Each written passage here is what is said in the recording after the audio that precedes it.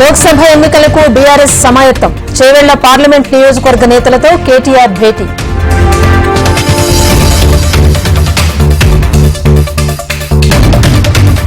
ముగిసిన సింగరేణి ఎన్నికల ప్రచారం. ఎల్లుండి పోలింగ్కు అన్ని ఏర్పాట్లు.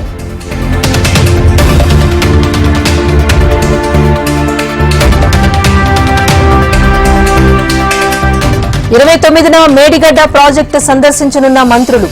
పవర్ పాయింట్ ప్రెజెంటేషన్ ఇవ్వనున్న ఉత్తమ్, శ్రీధర్ బాబు.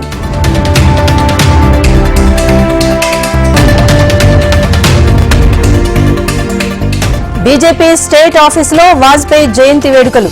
వాజ్పేయి నైతిక విలువలు కట్టుబడ్డారన్న కిషన్ రెడ్డి.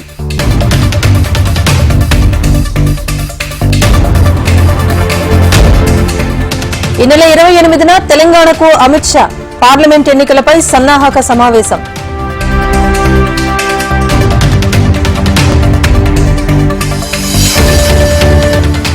నిషేధిత సంస్థలకు తెలంగాణ ప్రభుత్వం నిధులిచ్చింది. నిధులు వెనక్కు తీసుకోవాలన్న బండి సంజయ్.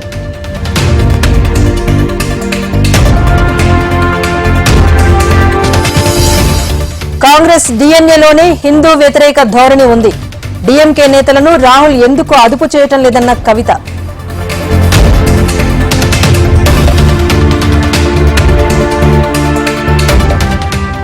కేంద్ర ప్రభుత్వ పథకాలను ప్రతి ఒక్కరూ వినియోగించుకోవాలి. పథకాలపై అవగాహన కల్పిస్తామన్న ఎంపీ అరవింద్.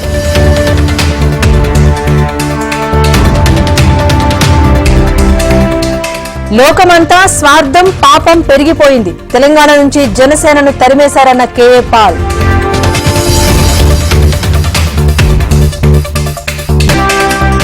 జయశంకర్ భూపాలపల్లి జిల్లాలో కరోనా కలకలం. ఒకే కుటుంబంలో 5గురికి కరోనా పాజిటివ్.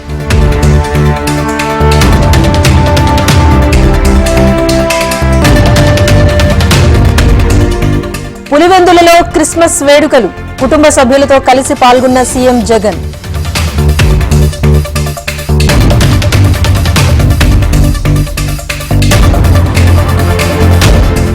రాష్ట్ర ప్రభుత్వం అవినీతిలో కూరుకుపోయింది. వైసీపీతో పొత్తు ఉండదన్న బీజేపీ నేత సత్యకుమార్.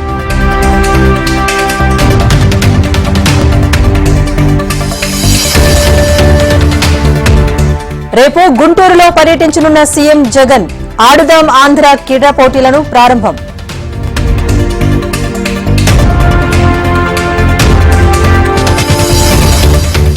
వైజాగ్ పోర్టులో పేరుకుపోయిన బొగ్గు నిల్వలు. బొగ్గు ధరల్లో వ్యత్యాసంతో ఆగిపోయిన కొనుగోలు.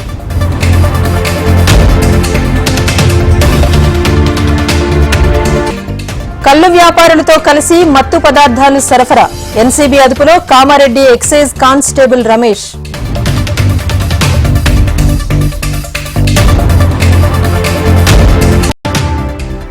ఘనంగా వాజ్పేయి జయంతి వేడుకలు. నివాళులర్పించిన రాష్ట్రపతి, ఉపరాష్ట్రపతి, ప్రధాని.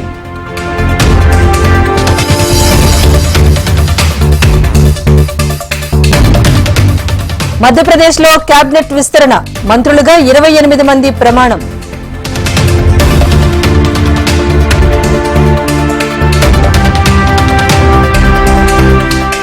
జేడీయూలో అంతా బాగానే ఉంది.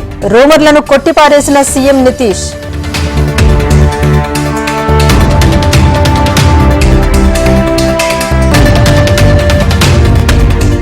పట్టాలు తప్పిన అజ్మీర్ సిల్దా ఎక్స్ప్రెస్ ట్రైన్. త్రుటిలో తప్పిన ముప్పు.